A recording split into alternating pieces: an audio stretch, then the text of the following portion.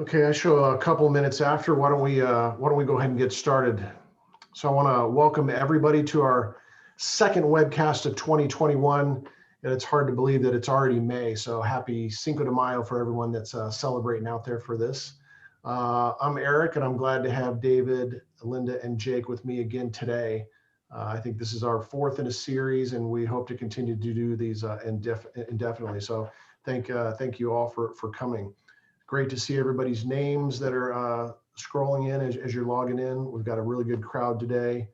Um, so a couple of housekeeping items. If you haven't already figured out, everybody is muted. We have about 30 minutes of prepared remarks, and then we're going to open it up for Q&A and really let that go to the top of the hour. So on your Zoom window, you can ask questions, and please do, even throughout the presentation. There's a little Q&A feature at the bottom of your window.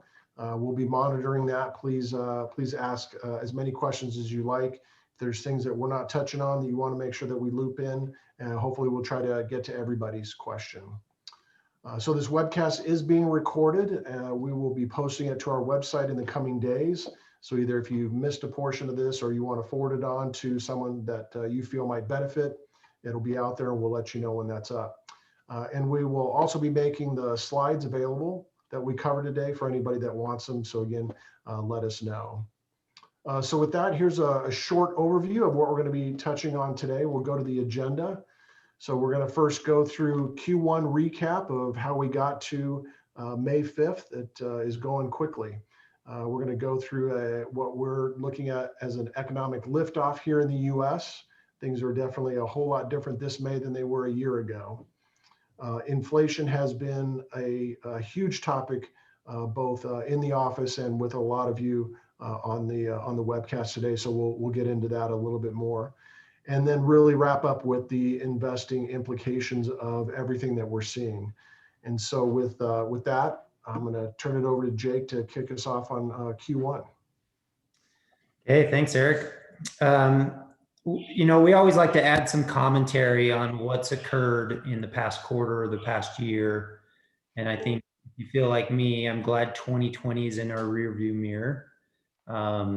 This first quarter, though, the year of 2021 has had its own level of excitement.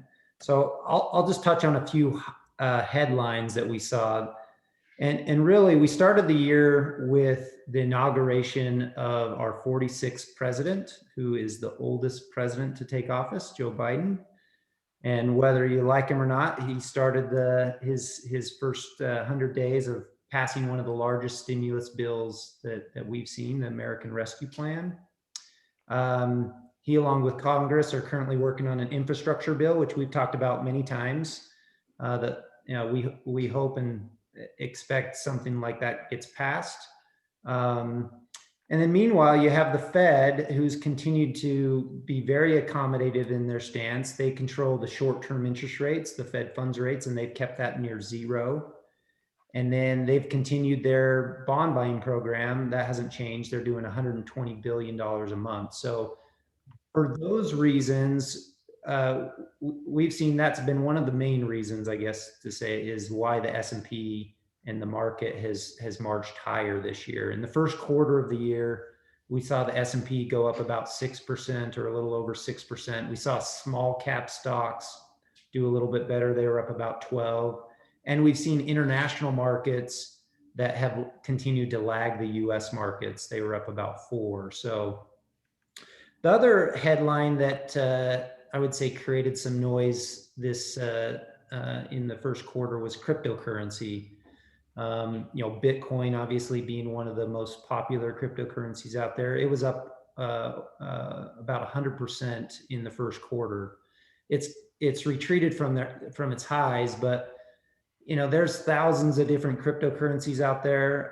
Some are way more volatile than even Bitcoin has been, and we don't have any direct investment into these assets. They're very speculative, and even coincidentally, we have some indirect investment, I guess you could say, through companies that either have bought it themselves or, through some of the emerging technologies like blockchain and things like that. So, but that was a major headline.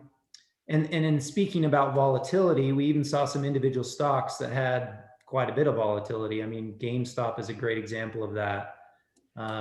It's now going to be one of these famous short squeezes that we talk about in the future. But we saw GameStop go up over 900% in the first quarter of the year, driven primarily through Robinhood traders. And that really has been the headline, is this new young investor that has access to be able to trade very easily through Robinhood.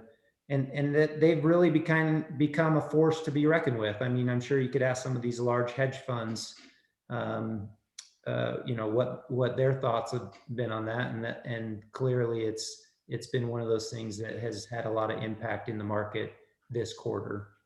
And even though GameStop and Bitcoin, they created a lot of a chatter, I guess, excitement and volatility, probably the most important thing from our standpoint was the headline on interest rates. And what I mean by that is, the Fed controls the short-term rates, but long-term rates have actually been going up. And this is a chart of the 10-year Treasury going back over the last year. The Fed controls the short-term rates, but typically the longer-term rates are controlled by market forces. And we could probably debate whether or not the Fed has actually controlled a little bit of the longer end of the curve as well. But as you saw, about August of last year, rates started moving higher. The 10-year Treasury started moving from a low of about 50 basis points and moved up to nearly 90 basis points at the first of the year. And then that rise started to accelerate. And in the first quarter of this year, we saw the 10-year go up 87%. It went from about 0.9% all the way up to about 1.7%. So it was not so much that rates were going up, it was just more the acceleration of rates. And as many of you know, as interest rates go up, bond prices fall. And we've seen the aggregate bond index down about 2 to 3% this year. If you're in long-term bonds, you're down about 12 to 13% this year. That's a pretty big impact. And so we've had to navigate this bond market. It's been a little bit of a challenge where we had to protect some profits by selling out and going to cash in part of our bond portfolio. And as rates have stabilized, we've been able to actually get back invested into the bond portfolio right now. I think the other thing to mention here too, Jake, is the significance of the 10-year Treasury, because most people don't realize that that's what controls the interest rate on your mortgage, right? So we've talked a lot, and we'll talk more about real estate today. That caused a little concern at the start of the year with that acceleration in that rate, that mortgage rates went up. Obviously, we've seen it stabilize and rates have come back down again. Yeah, you're definitely right, Linda. So that was one of the big headlines for us, has just been interest rates. The other big headline has been really this reversion to the mean. And I guess what I mean by that is some of the things that did really well last year in 2020 have been kind of the laggards this year. And then the things that did poorly last year, some of the losers, have been kind of the winners this year. And you see that in this chart. On the left-hand side, you got the top 25 performers of the S&P 500, and the green showing what they went up in value during 2020. And then next to that column, the 2021 year to date. This was close to the end of the quarter. And then on the right-hand side, same thing. These are the bottom 25 performers, what they did in 2020 versus what they've done in 2021. So the names you see of the good performers last year was mostly growth names. You saw technology really kind of be the standout. And then on the right-hand side, the things that lagged last year were mostly some of the value names, energy names, airlines, some of those things. And they've been the real winners this year. So this is the other part that we've had to navigate a little bit in this first quarter, has been that growth versus value. And we would say that that's been primarily good economically. I mean, one of the main shifts has been because of the economic recovery. And we talked a little bit about it in our last webinar. We used an analogy of a plane, and we said, the consumer and the economy, they're ready for takeoff. And now we feel like the economy and the consumer has lifted off, and this graphic kind of shows that. So David, why don't you walk us through, what I mean by the economy has lifted off? Thanks, Jake. And the plane that we had last time was a small plane. It was on the ground. This is in the air and a very large plane. And it was deliberate that it's in the air, that we're out of the tunnel, we've taken off, but it's also deliberate that it's a large plane, because what we had talked about on consumer spending, on GDP, on corporate profits, on employment, have all exceeded what we thought 3 months ago, especially on the GDP numbers. So I'll go through each one of those, but if you look at the GDP numbers, the estimate in our last webinar was 4.5% growth. This is probably going to be 7 to 8% growth. It'll be the highest GDP growth rate since 1984. Now you have to take that with a grain of salt and say, yeah, but we lost 3.5% last year. But you're going to see some great numbers. The first quarter was about 6.5% initial reaction. You may have as much as 10% in the second quarter. And you may look at this chart and say, yeah, but it's going to fall down dramatically in 2022. That's just getting back to normal. The last decade, we've had a very good economy pre-pandemic, and it was between 1.5% and 3% GDP growth per year. That's very steady, very good. I take that all day long. So GDP numbers are better than expected, and they're bouncing back quite nicely in the US. Not so much in Europe, because they've had some more lockdowns. They've not run, the health issue over there has been not near as good as it's been here. And in some of the emerging markets like India, where it's an absolute disaster. So we're doing very well GDP. The rest of the world is going to do all right, but they're not blowing out their numbers like we have. If you look on the consumer spending side, sort of the same thing. We're seeing very good consumer spending, and it's going to ramp up on the services side. I mean, the consumer goods last year bounced back dramatically, because if everybody's working from home, sitting in your house, it's easy to order goods from Amazon or any of the online retailers. They had a fantastic year last year, and that's continuing this year. But the consumer has about $2 trillion that they didn't pre-pandemic, because they've saved a lot of money and the government sent them a lot of money. And so as a result, they have the means and the desire, as they feel safe, to go out and spend that. And you're going to see that in spades over the next 6 to 12 months. Both here in the U.S. and overseas, but we're ahead of most of the international countries as far as growth, both on the consumer and the GDP side.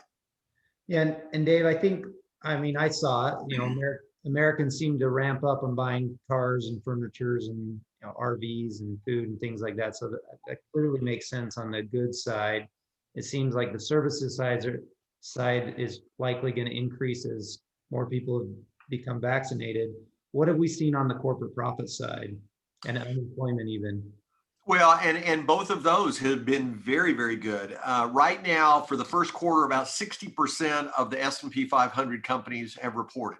So about 300 companies. On average, they have beaten the earnings estimates by 86%. 86% have beaten the estimates. The average is about 67% in the past. So dramatically higher than we've seen in many, many years. And sometimes people would say, yeah, David, but you can do accounting things, to change, what profits look like. And the banks, can do that. I mean, some of them have reversed credit charges from last year that have boosted their earnings. But even if you look at the revenue growth, and revenue growth typically of corporations in the US, the S&P 500, is going to be the inflation rate plus GDP growth.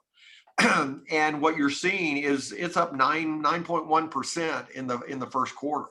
So, it's looking really good. And the earnings per share is up 45.8% in the first quarter. That's the best since when we first got out of the Great Recession in first quarter of 2010. So you're seeing very good numbers there. On the jobs number, the March numbers that were reported the first week of April, those were 900,000 jobs created in a month. The jobs number that will come out for April, that comes out a day after tomorrow on Friday, that estimate is over 1 million jobs. So in 2 months, we put nearly 2 million people back to work.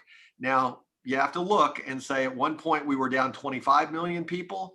When we talked last time, we were talking about 10 to 12 million people. We're basically, I think, around 8 million that still don't have a job that had a job before.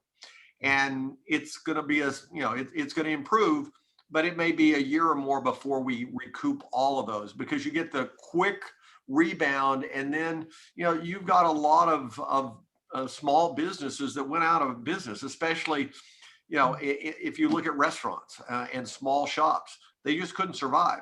So then you've got to have new formation of businesses, but overall employment is looking really good.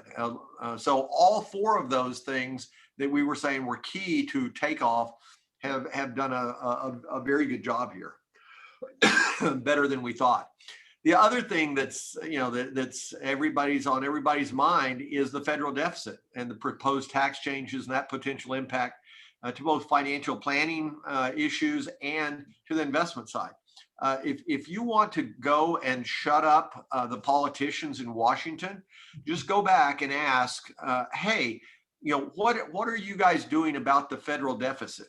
And you hear crickets. I mean, and we've seen it for a decade. It doesn't matter, Republicans, Democrats, they get the checkbook and they want to write checks. And whoever else is in power, they think they ought to rein it in. But if I get in power, I don't want to rein it in. And so it's same old stuff. This chart shows how dramatic the deficit, the spending has gotten. This is probably the biggest deficit we've seen, as if you look at it as a percentage of GDP, since back in World War II. The good news is, in World War II, we did that for 5 or 6 years. Here, the 1.8 trillion in stimulus that was given, just this year, it's a one-time thing. Even the infrastructure bill that they're talking of $1 to $2 trillion, that they're talking about over a 10-year time frame. So if it's $1 trillion over 10 years, it's only 100 billion per year. And I hate making light of it. It's only 100 billion. That is a huge amount of money, but in Congress and the White House, nobody really cares anymore. And that's kind of one of the questions that have come in. I'll summarize it, but we're concerned about when you look at the spending line and versus the revenue line, but that's just relative to our own history. There's other countries that have this type of spread or worse that still continue to function as a country. And so the question is that do we really ever need to do anything about it, right? It's percentage of GDP. There's a lot of different ratios that you can throw. It's like, is there a scenario where we just continue to let this ride? Well, yes, there are some scenarios, and we have let it ride for a decade. And that's the problem with these type of bubbles, because the longer things go along with no bad impact, they say, that was way overblown. There's no real impact. But from economics 101 that you cannot continue to borrow forever and not, have some negative consequences.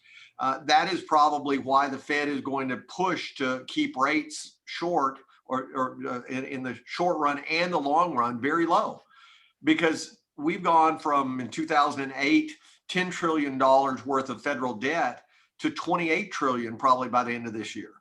And but if you have it at zero interest, it doesn't cost you. It's like having a home equity line of credit that it's interest only for the next 10 years and the interest is zero. Everybody would, for 10 years, have huge home equity lines of credit because, there's no cost. That's the problem that you have. But what they're trying to do now is they're trying to say, well, let's address this if we have more spending on infrastructure and some of those with tax increases. And by and large, they have made those tax increases that will impact those that are wealthy, even though a lot of people, like on the state tax exemption at 3, they're talking about moving it down to 3.5 million. I mean, if you own a farm, it's very easy, or a small business, or easy to get to those levels. But they're basically saying the higher income people, so on income tax over 400,000. But where we look at it of impacting people is, well, what is it going to do to the markets? So when we look at long-term capital gains rates, we look and say, they're talking about it going from 20%. We're excluding the surtaxes because that's staying the same. to 39.6. I mean, that's doubling isn't that going to have a big impact on the market? Well, this graph, basically the top is what the S&P did during years in which there was an increase in taxes. And the bottom lines are three different types: personal income tax, corporate income tax, or capital gains. What you see is the biggest increases, or the most number of times, was capital gains rates. But what you also see is that didn't hardly have a negative impact on the returns of the stock market. Now, I will tell you some of the most recent data that's sort of got it a little bit more granular does show that in the 6 months leading up to that tax change, it's a negative for the market. But within 6 months after that, it's positive. And I think part of that has to do with, where else are you going to move the money? Are you going to move it into a bank and make zero? Or the other thing is, if you look at all the stocks, whether they're being mutual funds, individual stocks, ETFs, wherever it's held, only about 25% of those are held in taxable accounts. The rest are in IRAs, 401ks, Roths, pension plans, entities that are not paying tax. So 75% are not impacted at all. And like I said, it goes back to, okay, so where am I going to put it? I got $10 million of Apple stock with $9 million worth of gain. Well, I may sell that, but I'm not going to put it in the bank, because I'm going to get 0.000 some tiny fraction later on. And I'm probably going to put it back in the market. Now, will I have to pay some taxes? Yes, I will. So there will be a slight negative to that, but not a big one. And I might go out of Apple and put it in the S&P 500. But net, you're not going to have money pulled out other than the tax piece.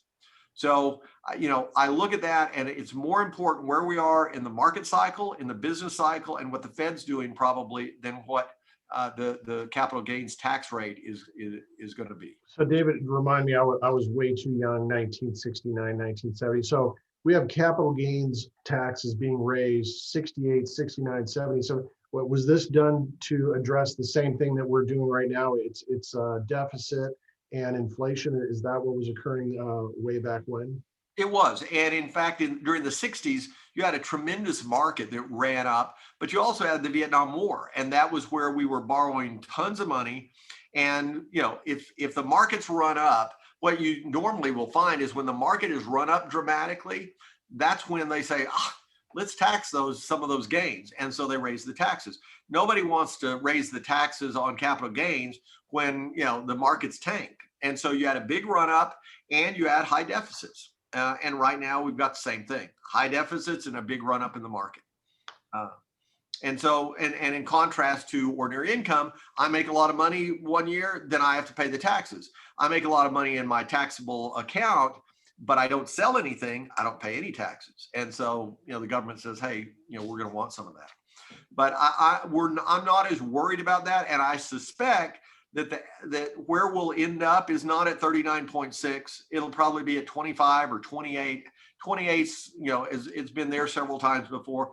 That may be where it ends up. If it's there, I think it's not a big deal. Same way on the corporate tax. They went from 35 to 21. They're probably going to raise that, probably 27, 28, maybe 25. And that'll put us right in the middle of where Europe is on that. So we're not going to be the highest rate in the world, nor the lowest from that standpoint. So let's go on and talk a little bit about one of the things, one of the questions that came in, and we've had a lot of questions about, is inflation. Too much money chasing too few goods. The Oracle of Omaha, Warren Buffett, last week at the Berkshire Hathaway annual meeting, he talked a lot about inflation, saying that they are raising prices when their input goods come up. In the past, where they've had to squeeze margins, they're passing along, and that's what you're seeing.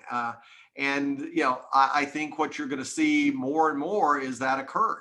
Now, this is a chart that basically goes back 20 years and looks at everything that went up and those things that went down in price from an inflation standpoint.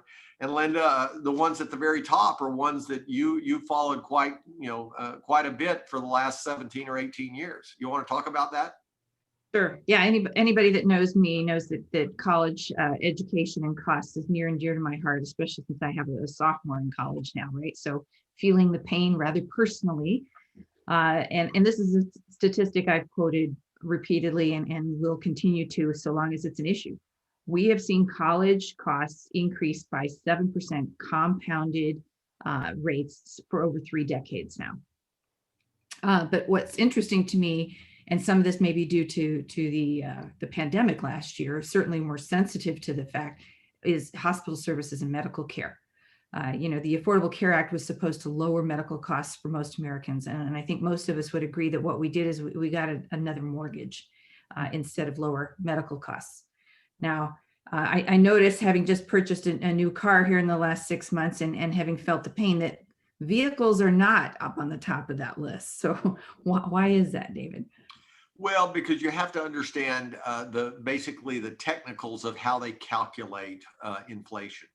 So let's take a car. So a car that a year ago didn't have the self-driving or the safety features that stop you before you run into somebody or lane departure stuff. And you say, well, now it costs $1,000 more. Well, if they added a feature that is worth $1,000 in value, then from an inflationary calculation, they say there was no change, even though you paid $1,000 more. Same thing where you're, going forward, you're going to say, oh, I'm buying the new phone, it costs more. Well, if it's 5G, compatible, then having that is a value. And so that's why a lot of the stuff on the technological side you'll see declining, because think of the first computer you bought and how small the hard drive was and how big they are now and how cheap they are. So that's one of the things that you have to look at on inflation, how they calculate it. So goods, services tend to go up higher. Anything that's technologically driven, those tend to go down lower. But I will tell you, they change how they calculate these things every few years. And the purpose of changing it is nearly always to reduce the reported inflation, because they don't want to pay more on Social Security and all the other things that go along with that. So take it with a grain of salt when you see, on the inflation side. But this is a chart that goes back to 1960 on inflation. And what I want to point out is, if you really look at the, back in the 70s and early 80s, I mean, we were double-digit inflation. Linda, you talked about it a little bit. And people say, we're never going to get back to that. Well, after 2008 and 9 and the pandemic, I don't ever say that can never happen again, or that's not, going to ever happen. But in the last decade, we've seen 1% to 2%. That's what the reported inflation has been. And so you look and say, well, is inflation going up? Well, wages are. Wages are up over 3% in the last year. And you're starting to see it on some of the goods and services like Warren Buffett is talking about. I think yes. Go ahead, Linda. I think you often talk as well about this recency bias, right? If do we expect rates to always stay low? I remember, David, you and I are about the same age, back in the 80s, and I was in banking, and people would come into the bank and take out 2-year CDs at over 20% interest rate, which today most people would kill for. But back then we thought they were nuts. That was a horrible idea, because inflation was going to just be rampant and continue on and on forever. Yep. No, you're absolutely right. Eric, you had something Yeah. So a couple of the questions, again, kind of summarizing the challenges is that we've had 30, 40 years of almost no inflation, whether it's recalculated or otherwise. And so is it, when we talk about inflation's coming and the Fed saying that they're okay that it's over 2%, are they okay if it's over 3%? Are we going back? If the only comparison we have is the 80s, are we going back to 80s inflation? Or is that so long ago in a completely different cycle? Is the Fed saying, oh, we'll get to 2 to 3, maybe even 5, but it's short-lived, we're okay with that? Well, and that's the question. And I don't think anybody has a crystal ball. Do we go back? The difference is we have had inflation. In fact, Jake, if you'll move to the next slide, in the last decade, we've had a huge amount of asset price inflation, because the printing of money by the Fed was forced into the financial system. It wasn't given to consumers like you saw some of it in the 70s and early 80s. Now, the question is, now that you've given several $1 trillion to consumers over the last year, is that going to cause consumer price inflation? It probably will. Now, that may be transitory, but you can't forever print money and think there's no cost. Japan seems like they have but their cost has been an anemic, growth for, since 1989, 1990. And their stock market, 1989 was at 38,000, the Nikkei. Today is at 29,000. How would you like to have 30 years of the market going down, by a third during that time frame? Not a good scenario. There will be a cost. The question is, when is that cost going to be? So we've seen it in asset price inflation with stocks. It seems like the thing that everybody's talking about is housing, right? I mean, housing's just been going crazy. So that seems like Yep. And some of those you'll have some of the price. And here's the thing: a price going up is not inflation. General prices going up because there's too many dollars chasing the same amount of goods or too few goods is different. You can have and a housing. I mean, you go to a certain place, and the house prices are sky high. Well, usually there's some limitation. It's a supply and demand. It's not a general increase. So if we look, in fact, why don't you run the next thing? If you look at like copper in the last year is up about 93%. It's used in everything. So it is probably more an inflationary type play. If you look at corn, to next year, they can plant twice as much corn if they took soybeans out and just bought corn, planted corn. If you look at lumber, perfect example, up 300% in the last year. Why? Because in 2010 to 2013, 14, when the housing crashed, a lot of these lumber mills were shut down. There are lots of trees out there. There is actually an oversupply. What there's not a good thing on as far as supply is lumber mills. And there's only 3 or 4 companies that control most of that. But I will guarantee you in the next 3 to 5 years, that will go away because people say, I can make a lot of money at these prices of lumber. And Linda, one of the things we talk about numerous times is the solution to high price of some good or services is high price, because money will flow into it and they will make more lumber mills. The problem with some of these are like copper. If you say we need more copper, I mean, it'll take a decade in the US to get all the permits to be up and running, and probably 5 or 6 years outside the US. So you got a problem on copper, it's a disaster. I mean, you're going to have, high prices for a while. And the real question, though, is looking and put up the last one. Last year it was a supply, huge demand, immediately, and you can't ramp up. But over time, by the summer, all of a sudden there was plenty of toilet paper. We're not going to run out of toilet paper. I think the one thing that occurs is that we are potentially overusing the word inflation, either through the general media or in a lot of the outlets, because there are supply issues versus everything that goes up in price isn't inflation. I don't think when we were talking about the housing in 06 and 07 that we were saying that was just inflation. But then the question on the other side of that is like in 08, does everything then pop? So if you have a huge run up in price, is it boom and bust? Or is that the kind of cycle that we're in or that we're going to get into with all of these? And I will tell you, the longer it takes to produce something or to ramp up to produce something, the longer it takes, the bigger boom and bust you get there. So like toilet paper, there's not going to be a boom and bust because I can ramp up in 6 to 12 months a new factory. Could you have a boom and bust in mining? Absolutely. If I spend $5 billion on a new mine, and it takes me 10 years, I'm not going to shut that down if I'm not making as much money. Same way on housing. If I'm a developer and I go out and buy a section of land and put in, $100 million worth of infrastructure, and then prices go down some, I'm still going to build. I've got this money that I've invested. I need cash flow. And they always overbuild. So it all depends upon how long it takes to ramp up and those costs. Because if the costs are huge, I'm going to continue to actually produce. So it doesn't always have to be a boom and bust, but in certain things, real estate tends to be that. The stock market can be that when you see a lot of borrowing, and that's one of the concerns we have right now in the market. Margin debt is at all-time highs.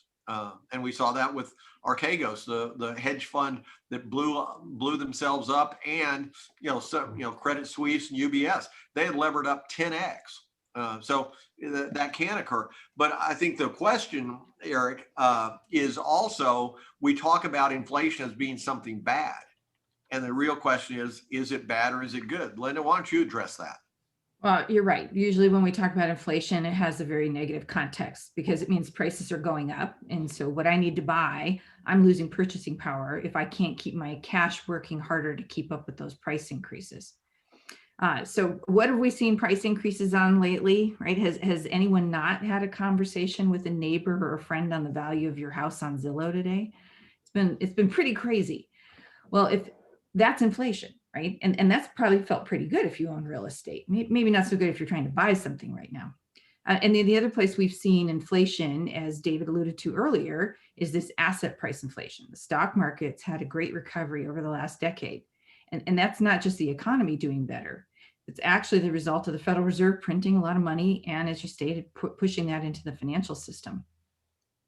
So we haven't gotten any complaints from anybody about their portfolios going higher either.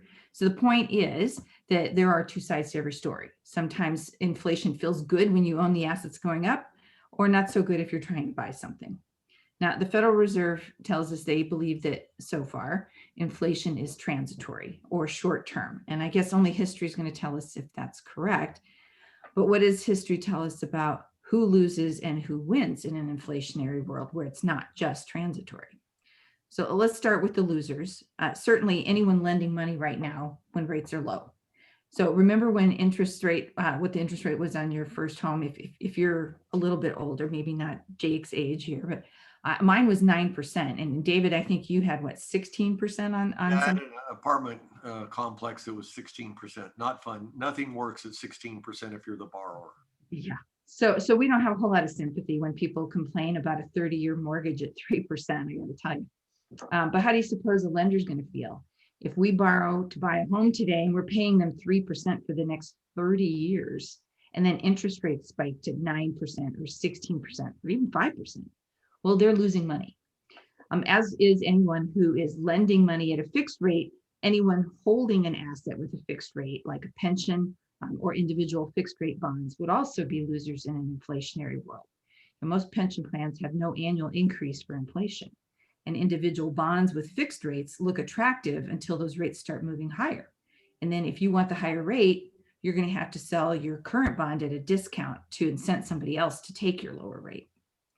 And then cash, well, it's not trash, as the saying goes, but it is in an inflationary environment. I call it a silent killer, meaning that while your balance in your savings account may not go down, neither is the teeny tiny little interest rate you're earning causing it to go much higher.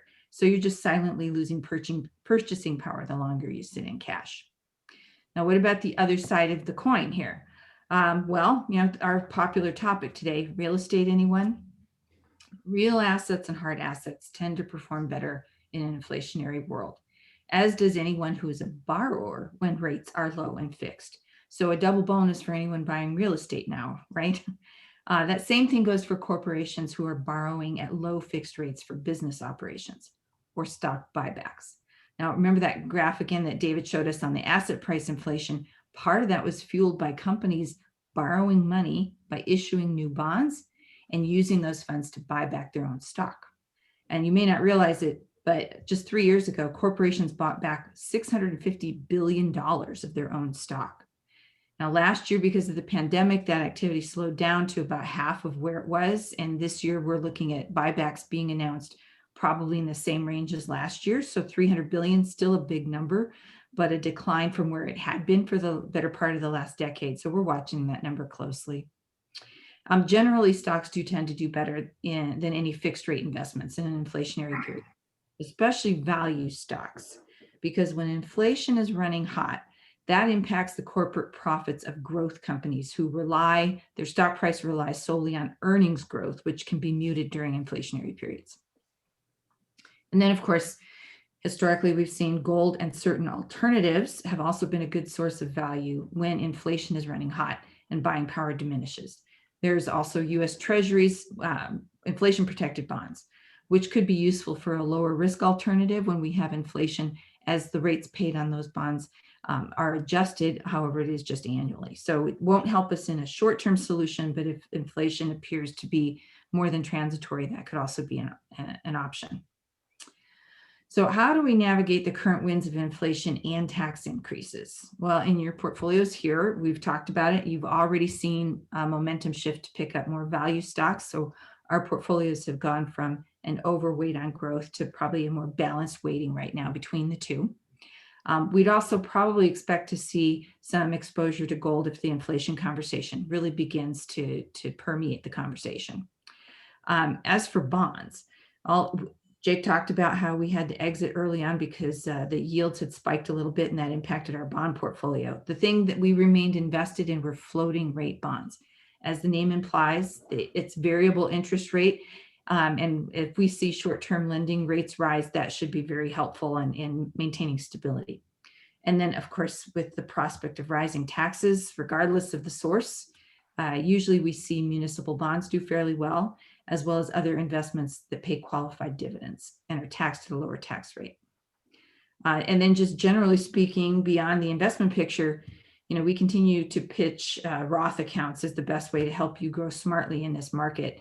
And we're going to continue to spend considerable time working with you and your tax professional on ways to preserve your investments in retirement, especially as everybody's winding down their tax season right now. Be an excellent time for you to forward to us your tax returns for last year so we can continue to implement strategies that will help you and show you in your cash flow how those will impact your long-term health in retirement. So in summary, in spite of some potential clouds, we do appreciate that today we have emerged from last year's pandemic. We're out of the tunnel and hopefully the darker days are behind us and we're on to sunny beaches. The economy is certainly on a recovery track and consumers are feeling a lot more confident and ready to get back on that plane. And here's where we open it up to your questions.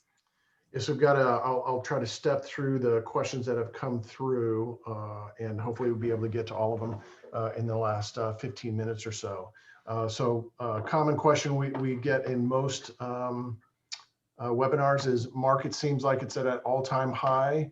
Are we concerned that maybe we're ready to kind of pitch over a little bit? So I know, David, we talk about this a lot. I think we've been at an all-time high since 2013, and except for a little blip last year, which is interesting that it was just a little blip looking back, but are we concerned that we're at an all-time high? I think we're always concerned when we hit an all-time high. I mean, the problem that you have right now is when you look at I talked about margin debt being at an all-time high. When you look at like price to earnings ratio, the only time we were higher was basically back in 1999, 2000, right before the dot-com blow up. If you look at price to sales, we've never been higher.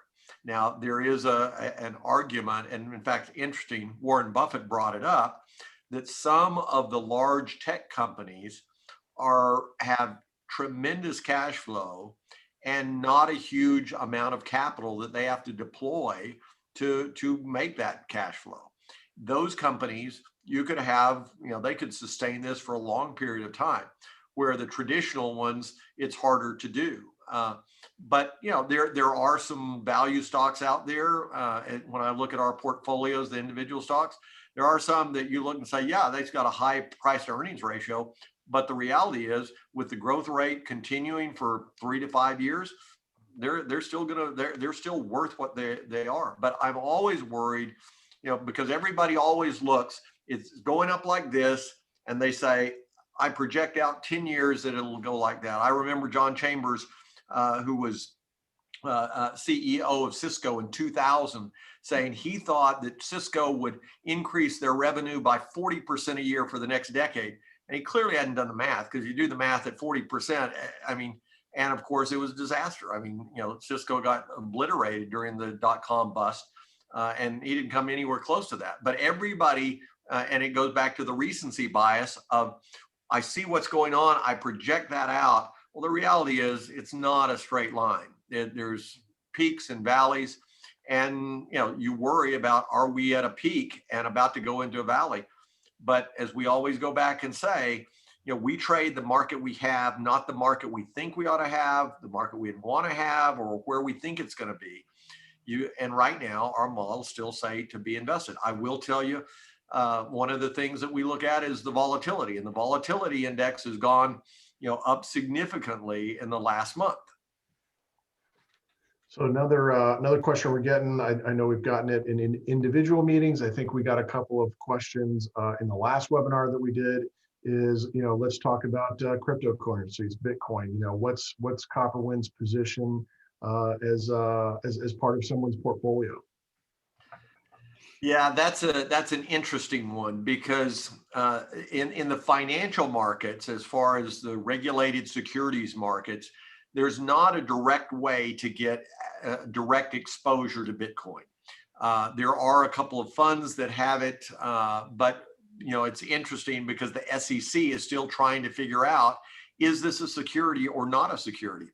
There's lots of ETFs that have been proposed to have direct exposure to Bitcoin, and the SEC hasn't approved any of them yet. Because how can you let something be in as a security if you haven't figured out if it is a security? So I think that's the challenge, and we'll see. There is some question. Turkey has outlawed using payment of anything with Bitcoin or cryptocurrencies.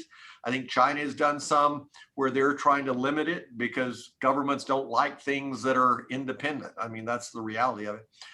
So we'll see. We're waiting to see what the SEC says as far as is a security and where we can have direct access to it or not. And then we'll make some decisions then. Good. So Linda, between you and Jake, you guys were both commenting on kind of bond prices and yields. So any thoughts on, and again, we've gotten this question for at least as 10 years as I've been here, if not longer. How do we make money in bonds this year? Well, you're being kind, because I am the one always asking the question at the start of the year, every year. I don't know how we're going to make money in total return this year. And every year we seem to make it. And I guess that part of the answer to the question, not to be disingenuous here, what we invest in is not a lot of the things that we reference when we talk about the bond index. We tend not to do investment grade. We tend not to do, treasuries. We're looking at some of the more esoteric bond investments here, floating rate loans and high yield bonds and preferred stocks. And those are not in the bond aggregate. The other part of that equation is we have active models, right? So we saw it happen last year during going into the pandemic. Our bond model pushed us 100% to cash. And we started making that exit in the latter part of February before we'd even shut down the economy.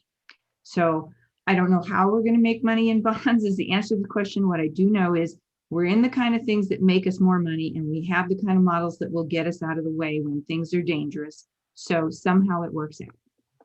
Well, and Linda, if you just look, our year to date, we're positive in our bond strategy, and as Jake mentioned, the aggregate bond index is down, 2 to 3%, and long-term bonds are down double digits. Yeah, absolutely. So another question, kind of going back to inflation, and all of this is so related. It's hard to pick it apart. But when we look at the Fed trying to be patient and not raising interest rates until they see full employment, they're okay with some level of inflation. When they see the inflation that they don't like, it's either too quick or too much. Is the only tool in their toolbox to raise rates?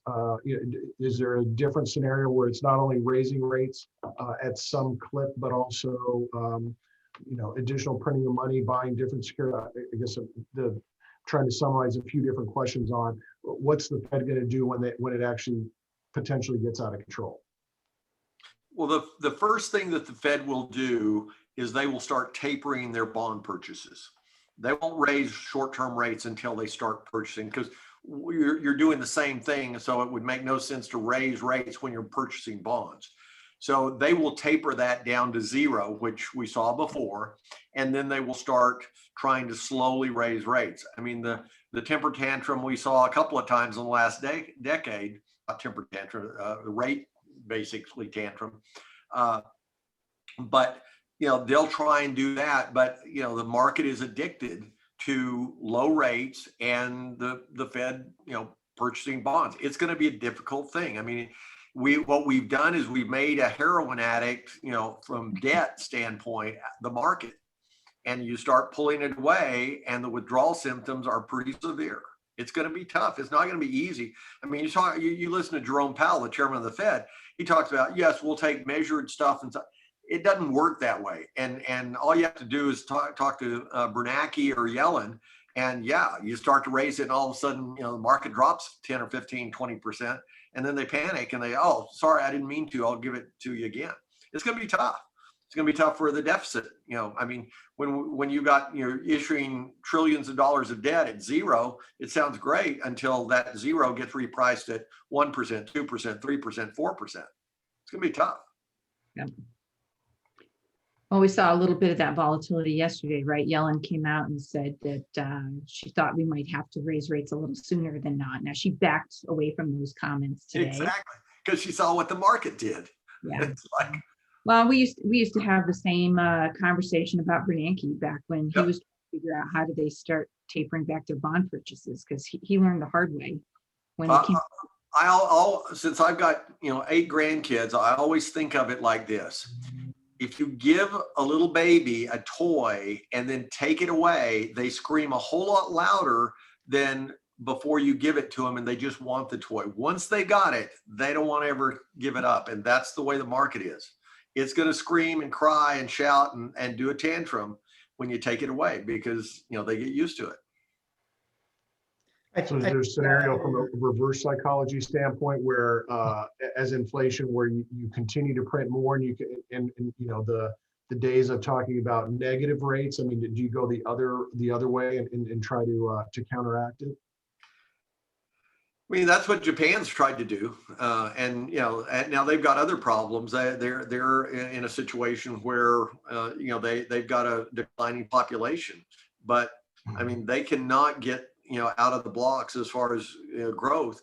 And I think part of it is the huge amount of printing of money that they've done over the last few decades, and the negative interest rates that they've had periodically. Well, the census just came out, and the headline I saw today is that they just reported, so we're 6 years in a row now that the U.S. has had a declining population. Yep. Now, probably not at the same rate as Japan has, but that's always been the question: do we just become Japan? Well, and I saw just a thing this morning showing that they thought last year, since everybody had to stay home, that you would have a lot more babies. It's the lowest number of babies since 1979. And that's not as a percentage, that's actual babies. And in 1979, we were probably 180 million people, 200 million, and now we're 335 million. So I guess people, they stayed home and didn't like who they stayed with, because but China, same thing. Last year, it looks like China had a declining population. And that's the other demographic disaster that that will come down the pike. I think one other thing to maybe mention too is,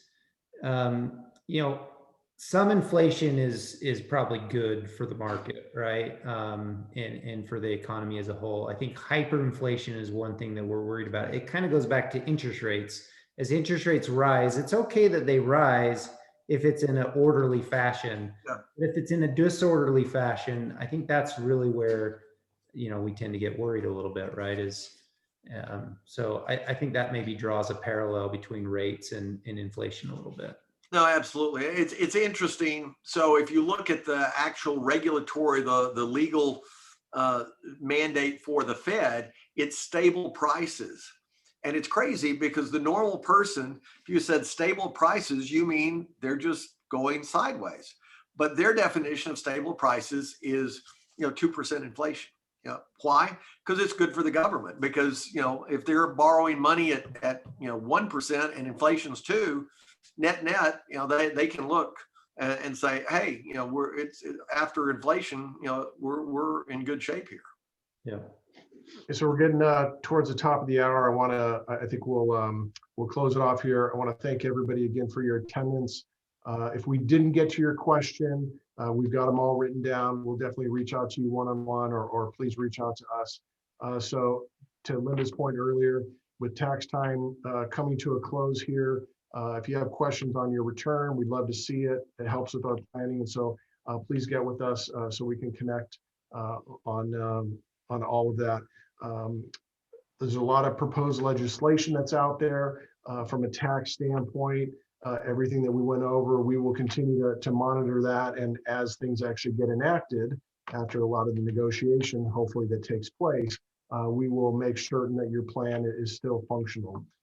So as a housekeeping, there'll be a short survey after you log off the seminar or the webinar today. So we appreciate your feedback, helps us continue to improve how we do things, what we're talking about. So if you take a few minutes to do that, I appreciate it. So and at this time, we're planning on having our next webinar sometime in August. So we look forward to talking with all of you in person here soon. So thank you again, and you guys all have a nice day. Thanks.